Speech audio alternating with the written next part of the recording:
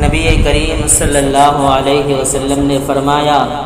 دو عادتیں جس شخص میں ہوں اللہ تعالیٰ اسے صبر کرنے والوں شکر گزار بندوں کے ساتھ شامل فرما دیتے ہیں۔ نمبر 1،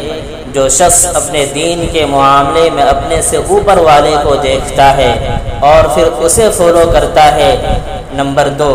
دنیا کے معاملے میں وہ اپنے سے نیچے والے کو دیکھتا ہے اور اللہ نے جو چیز اسے عطا فرمائی ہے اس پر اللہ کا شکر ادا کرتا ہے، تو اللہ تعالیٰ ایسے بندے کو شکر گزار اور صبر کرنے والوں کے ساتھ شامل فرما دیتے ہیں۔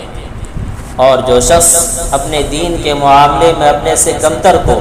اور دنیا کے معاملے میں اپنے سے برتر کو دیکھتا ہے، جو چیز اسے نہیں ملی ہے اس پر کفِ افسوس ملتا ہے، تو اللہ تعالیٰ ایسے بندے کو شکر گزار اور صبر کرنے والوں کے ساتھ